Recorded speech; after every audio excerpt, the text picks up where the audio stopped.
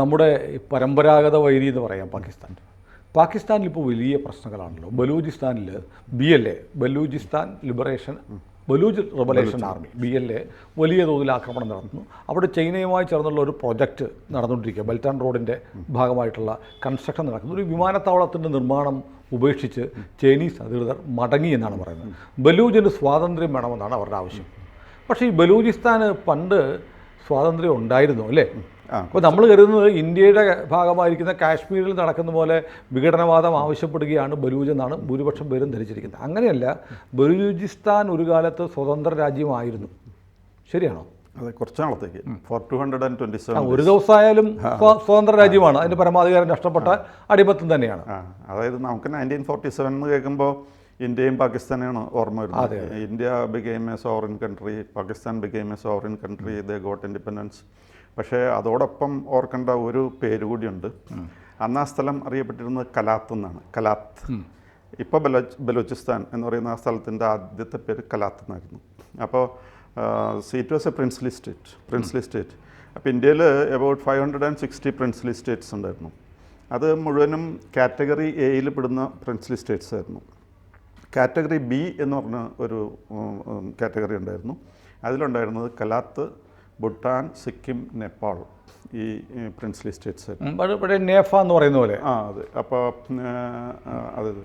അപ്പോൾ ഇംഗ്ലണ്ട് ഒരു ഓഫർ വെച്ചു ഈ കലാത്തിന്. ഒരു ഓഫറല്ല, ആക്ച്വലി 3 ചോയ്സസ് ഉണ്ട്. അതിലൊന്നും എടുത്തോളാൻ പറഞ്ഞു. You can join Pakistan, you can join India, or you can be independent. ഇങ്ങനെ 3 ചോയ്സസാണ് വെച്ചത്. അപ്പോൾ അതിൽ പക്ഷേ കലാത്തിൻ്റെ അഹമ്മദ് ഖാൻ എന്ന് പറഞ്ഞൊരു നേതാവ് ഉണ്ടായിരുന്നു. അദ്ദേഹമാണ് അവിടെ ഭരിച്ചിരുന്ന രാജകുമാരനൊക്കെ ആയിരുന്നു. അദ്ദേഹം പറഞ്ഞു, ഞങ്ങൾക്ക് പാകിസ്ഥാൻ്റെ കൂടെയും പോകണ്ട, ഈ പറഞ്ഞ ഇന്ത്യയുടെ കൂടെയും പോകണ്ട, ഞങ്ങൾക്കൊരു ഇൻഡിപെൻഡൻറ്റ് കൺട്രി ആയിട്ട് നിന്നാൽ മതി എന്ന് പറഞ്ഞു. അവർക്ക് പറ്റിയ ഒരു വലിയ തെറ്റ് അല്ലേ? അതെ, ഇന്ത്യയുടെ കൂടെ പോന്നാൽ മതിയായിരുന്നു. പക്ഷേ കോമൺ ബോർഡർ ഇല്ല, അതാണൊരു പ്രശ്നം. പണ്ട് ഇപ്പോൾ ഈ ബംഗ്ലാദേശും മറ്റേ പാകിസ്ഥാനും പണ്ട് കിടന്ന പോലെ ഇന്ത്യയുടെ രണ്ട് ഭാഗത്താണ്. അതുപോലെ 2 ഭാഗത്തായിട്ട് കിടക്കേണ്ടി വന്നു. അങ്ങോട്ട് പോകാനൊരു വഴിയില്ലായിരുന്നു. അതാണ് ഒരു തടസ്സമായിരുന്നത്. അപ്പോൾ അവർക്ക് വാസ്തവത്തിൽ ഇന്ത്യയോട് ചേരാൻ ഇഷ്ടമായിരുന്നു. അതൊരു ട്രൈബൽ ഏരിയ ആണ്.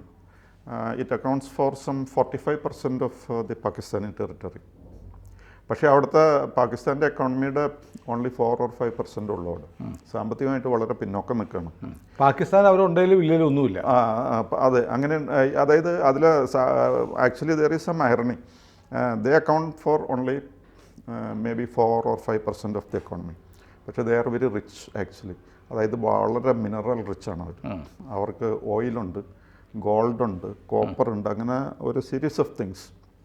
പക്ഷേ ഇത് ഇവിടെ ഖനനം ചെയ്യാനായിട്ട് ചൈനയ്ക്ക് നേരത്തെ അധികാരം കൊടുത്തിട്ടുണ്ടായിരുന്നു. ചൈന ഖനനം ചെയ്ത് കഴിയുമ്പോൾ അതിൽ ലയൺസ് ഷെയർ നിയർലി 60% ചൈനയ്ക്കായിരുന്നു. പിന്നെ ഉള്ളതിൽ ആകെ ഈ ബലൂചിസ്ഥാന് അവിടുന്ന് ഖനനം ചെയ്ത് കൊണ്ടുപോകുന്ന സാധനത്തിൻ്റെ 2% കൊടുക്കുള്ളൂ. ബാക്കി ഇവർ 2 കൂടിയാണ് എടുത്തിരുന്നത്. അങ്ങനെ പല പ്രശ്നങ്ങളുണ്ടായിരുന്നു. അപ്പോൾ തുടക്കം തൊട്ട് in fact they are very rich considering the mineral presence there. പക്ഷേ ഇതൊന്നും പ്രോപ്പർലി എക്സ്പ്ലോയിറ്റഡ് ആയിരുന്നില്ല. മാത്രമല്ല, ഇത് കണ്ടുപിടിച്ച് എക്സ്പ്ലോയിറ്റ് ചെയ്തെടുത്താലും ഇവർക്കതിൽ നിന്നും ഒരു ലാഭം കിട്ടാത്ത അവസ്ഥയായി. അപ്പോൾ നേരത്തെ തന്നെ ഈ 1947 തന്നെ ഇവർ opted for an independent country. അതേപോലെയായിരുന്നു. അഹമ്മദ് ഖാൻ എന്ന് പറഞ്ഞൊരാളാണ് ഭരിച്ചിരുന്നത്. അവിടുത്തെ ഭരണാധികാരിയെ വിളിച്ചിരുന്ന പേര് ഖാൻ എന്നാണ്. അപ്പോൾ അങ്ങനെ ഒരു ഇൻഡിപെൻഡൻറ്റ് കൺട്രി ആയിട്ട് അങ്ങനെ കുറേ നാൾ നിന്നു. അപ്പോൾ അതിൽ പാകിസ്ഥാനും ഒബ്ജക്ഷനിലായിരുന്നു, ഇന്ത്യക്കും ഒബ്ജക്ഷനിലായിരുന്നു. പക്ഷേ കുറേ കഴിഞ്ഞപ്പോൾ ഇംഗ്ലണ്ടിൽ നിന്നൊരു പ്രഖ്യാപനം വന്നു. കലാത്ത്, അതായത് ഇപ്പോഴത്തെ Balochistan, is not able to maintain the responsibilities of an independent state. അപ്പോൾ ഇന്ത്യക്ക് സ്വാതന്ത്ര്യം കൊടുത്തത് ഇംഗ്ലണ്ട്, അതേപോലെ പാകിസ്ഥാന് സ്വാതന്ത്ര്യം കൊടുത്തത് കലാത്തിന് കൊടുത്തു. ഇപ്പോൾ കലാത്ത് ഇങ്ങനെ പറയുകയാണെങ്കിൽ പിന്നെ എന്തിനാ കലാത്ത് ഇൻഡിപെൻഡൻ്റ് ആയിട്ട് നിൽക്കണമെന്ന് പാകിസ്ഥാൻ ഒരു ചിന്ത വന്നു. അപ്പോൾ പാകിസ്ഥാൻ ബ്രിട്ടൻ ഒരു കാര്യമില്ല, അവരവരുടെ പണിയും കഴിഞ്ഞ് പോയതാണ്. പിന്നെ ഇതിനെപ്പറ്റി അഭിപ്രായം പറയേണ്ടി ഇല്ലായിരുന്നു. അപ്പോൾ കലാത്ത് അല്ലെങ്കിൽ അഹമ്മദ് ഖാൻ ഇവരുടെ സഹായം ആദ്യം അഭ്യർത്ഥിച്ച് ഇംഗ്ലണ്ടിൻ്റെ, ഞങ്ങൾക്ക് ഇവിടെ ഇൻഡിപെൻഡൻ്റ് ആയിട്ട് നിന്നാൽ മതി, ഞങ്ങൾക്ക് ഒരു സൈന്യം വേണം, അതിനുള്ള വെപ്പൺസ് വേണം, വെപ്പൺസ് തരാണെങ്കിൽ ഞങ്ങളിവിടെ സമാധാനമായിട്ട് ജീവിച്ചോളാം എന്ന് പറഞ്ഞു. പക്ഷേ ഇംഗ്ലണ്ട് പറഞ്ഞു, പാകിസ്ഥാൻ്റെ അനുവാദം കൂടാതെ ഞങ്ങൾ നിങ്ങൾക്ക് വെപ്പൺസ് ഒന്നും തരില്ലെന്ന്. അപ്പോൾ അവർ ഇമ്മീഡിയറ്റ്ലി ഇന്ത്യയോടും അഫ്ഗാനിസ്ഥാനോടും സഹായം അഭ്യർത്ഥിച്ചു. പക്ഷേ ഇന്ത്യയും ആണെങ്കിലും അഫ്ഗാനിസ്ഥാൻ ആയാലും അവരെ സഹായിക്കാവുന്ന ഒരു പൊസിഷനിൽ ആയിരുന്നില്ല. അങ്ങനെ വന്നു കഴിഞ്ഞപ്പോൾ ഇവരുടെ ആർമി, പാകിസ്ഥാൻ ആർമി അവിടെ കയറി വന്നു. പാകിസ്ഥാൻ ആർമീനെ തോൽപ്പിക്കാനായിട്ട് പാകിസ്ഥാൻ ആർമിക്ക് ഇവരെ തോൽപ്പിക്കാൻ വലിയ ബുദ്ധിമുട്ടുണ്ടായിരുന്നില്ല. കാരണം അവരത്ര വലിയ സൈന്യമൊന്നുമില്ല, പറയത്തക്ക സൈന്യമൊന്നുമില്ല. അപ്പം അത് പക്ഷേ അവിടുത്തെ ജനങ്ങൾക്ക് അത് തീരെ ഇഷ്ടമായിരുന്നില്ല ഈ ബലൂചിസ്ഥാനിൽ. അങ്ങനെ അവർ ഇൻസർജൻസിയും അവിടെ പാകിസ്ഥാനെതിരെയുള്ള പോരാട്ടമൊക്കെ ആരംഭിച്ചു. 1958 ഒരെണ്ണം നടന്നു, പിന്നെ 62 നടന്നു, പിന്നെ 70 നടന്നു. ഓരോ പ്രാവശ്യവും നടക്കുമ്പോൾ അത് അടിച്ചമർത്തുകയും അതിൻ്റെ നേതാക്കളെ കൊന്നുകളയായിരുന്നു പതിവ്. പിന്നീട് കാര്യമായ ഒരു പ്രശ്നം ഉണ്ടായത് സംടൈം ഇൻ 2006. അന്ന് മുഷറഫാണ് പാകിസ്ഥാൻ്റെ പ്രസിഡൻറ്റ്. അപ്പോൾ അക്ബർ ഖാൻ ബുക്തി എന്ന് പറഞ്ഞിട്ടൊരാളായിരുന്നു അന്ന് ഈ ബലൂചിസ്ഥാൻ്റെ ഈ പറഞ്ഞ ബലൂച്ച് ലിബറേഷൻ ആർമിയൊക്കെ ഉണ്ടല്ലോ, BLA, അതിനെയൊക്കെ നയിക്കുന്ന ആൾ ഈ അക്ബർ ഖാൻ ബുക്തി എന്ന് പറയുന്ന ആളായിരുന്നു. പക്ഷേ പാകിസ്ഥാൻ അല്ലെങ്കിൽ മുഷറഫ് അന്നൊരു പ്ലാൻ വെച്ചു. അപ്പോൾ ആദ്യമേ പറഞ്ഞായിരുന്നു പാകിസ്ഥാൻ്റെ അടുത്ത് ഞങ്ങളുടെ അടുത്ത് കളിക്കരുത്, ഞങ്ങളുടെ അടുത്ത് കളിച്ചു കഴിഞ്ഞാൽ I will hit them so hard that they won't know what hit them എന്ന് പറഞ്ഞിട്ടുണ്ടായിരുന്നു. പക്ഷേ അതൊന്നും കേട്ടിട്ട് ഇവർ പിന്മാറുന്നില്ലായിരുന്നു. അങ്ങനെ കുറേ കഴിഞ്ഞപ്പോൾ മുഷറഫ് ഒരു ചർച്ചയ്ക്ക് വിളിച്ച് ഈ പറഞ്ഞ ബുക്തി, അക്ബർ ഖാൻ ബുക്തി എന്ന് പറയുന്ന അങ്ങേര് അപ്പോഴേക്കും വളരെ പ്രായമായ മനുഷ്യനായിരുന്നു. അങ്ങേര് കുറേ നാൾ പാകിസ്ഥാൻ്റെ ഫോറിൻ മിനിസ്റ്ററൊക്കെ ആയിട്ട് സേവനം അനുഷ്ഠിച്ചിട്ടുള്ള ആളായിരുന്നു. പിന്നെ ബലൂചിസ്ഥാൻ്റെ ഗവർണറായിട്ട് സേവനം അനുഷ്ഠിച്ചിട്ടുള്ള ആളൊക്കെ ആയിരുന്നു. ഈ പാകിസ്ഥാനിൽ നിന്നൊരു ടീം പോയി ഇവരായിട്ട് ചർച്ച ചെയ്യാനായിട്ട്. അപ്പോൾ അവർ പറഞ്ഞു ഞങ്ങൾ പുറത്തേക്കൊന്നും ഇറങ്ങില്ല, ഞങ്ങളൊരു ഗുഹയ്ക്കകത്താണ് താമസിക്കുന്നത്, അവിടെ വരണമെന്ന് പറഞ്ഞു.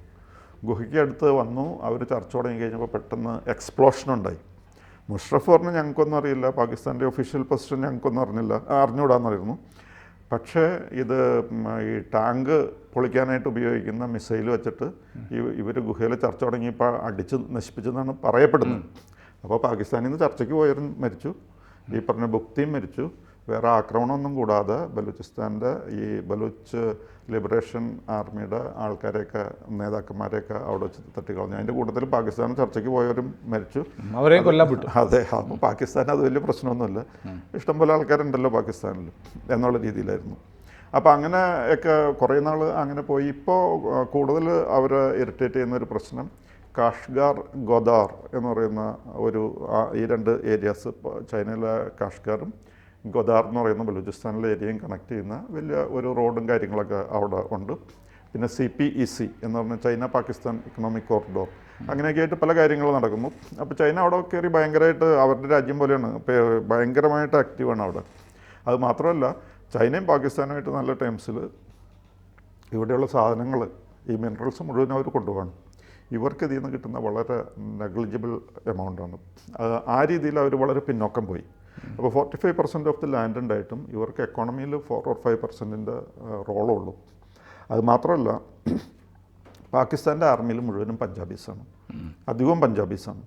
ഇവർക്കൊന്നും അവിടെ അറിയത്തക്ക യാതൊരു റോളും ഇല്ല. ഇവരൊരു ട്രൈബൽ എന്നുള്ള രീതിയിൽ യാതൊരു ഇമ്പോർട്ടൻസും അവർക്ക് കൊടുക്കുന്നില്ല, കംപ്ലീറ്റ്ലി നെഗ്ലക്റ്റഡ് ആണ്. അപ്പോൾ അങ്ങനെ അത് ഓരോ ദിവസം ചെല്ലുന്തോറും ഇവർക്ക് ഈ ആ നെഗ്ലക്റ്റഡ് എന്നുള്ള ഫീലിംഗ് അവരെ വളരെ വിഷമിപ്പിച്ചു.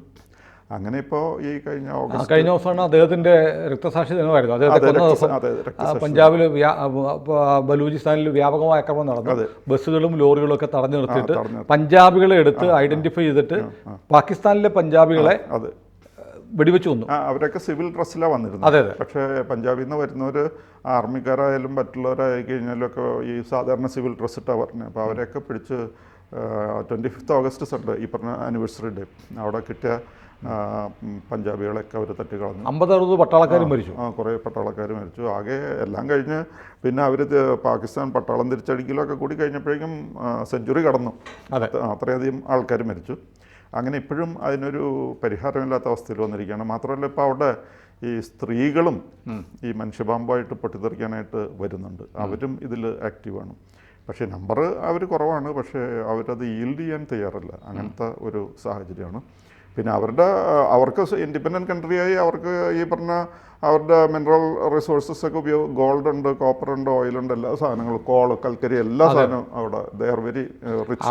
അവരുടെ ഇത് റിസോഴ്സ് കൊണ്ടാണ് ശരിക്കും പാകിസ്ഥാൻ ഇപ്പോൾ ജീവിക്കുന്നത്. അതെ, പാകിസ്ഥാൻ നിലനിൽക്കുന്നതിന് ഇവിടെ നിന്നുള്ള കാശ് വേണം. പക്ഷേ ഇവർക്ക് കാശില്ല. ബലൂചിസ്ഥാൻ ഒന്നുമില്ല. ഒരു പിന്നെ ഈ പാകിസ്ഥാൻ പട്ടാളം എന്ന് പറഞ്ഞാൽ ഡോമിനൻ്റ് ആയിട്ട് നിൽക്കുന്നത് പഞ്ചാബീസാണ്. അവരവിടെ വരുന്നവർക്ക് ഇഷ്ടമല്ല. പിന്നെ ഇടയ്ക്കിടയ്ക്ക് ഈ ചൈനക്കാരെ കിട്ടുകയാണെങ്കിൽ അവരും ടാർഗറ്റ് ചെയ്യുന്നുണ്ട്, ചൈനക്കാരെ വ്യാപകമായി കൊല്ലുന്നുണ്ട്. അപ്പോൾ അങ്ങനെ ഇവർ തുടക്കം തൊട്ടേ ഈ കൺട്രി ആദ്യം 227 ദിവസം ഇൻഡിപെൻഡൻറ്റ് കൺട്രി ആയിട്ട് നിന്നു. പക്ഷേ അതൊക്കെ പോയി ഇപ്പോൾ പാകിസ്ഥാൻ്റെ ഭാഗമായിട്ട് നിൽക്കുന്നു. പക്ഷേ they are not happy with that. ഇപ്പോൾ ജമീൽ ബുക്തി എന്ന് പറഞ്ഞിട്ട്, അതായത് പഴയ അക്ബർ ബുക്തിയുടെ മകനാണ് ഇപ്പോൾ ഇവരുടെ നേതാവായിട്ട് പ്രവർത്തിക്കുന്നത്. അപ്പോൾ പാകിസ്ഥാന് ഇവർ അങ്ങോട്ട് കൺട്രോൾ ചെയ്യാൻ പറ്റുന്നില്ല. അതാണ്. അത് മാത്രമല്ല സിന്ധു മേഖലയിലും പ്രശ്നമുണ്ട്. ബലൂജിലും സിന്ധുലും. അപ്പോൾ ഒരുപക്ഷെ പാകിസ്ഥാൻ വലിയ താമസം കൂടാതെ 3 രാജ്യങ്ങളായി യോജിക്കപ്പെട്ടേക്കാം. ഇനി സ്പ്ലിറ്റ് ആയേക്കാം.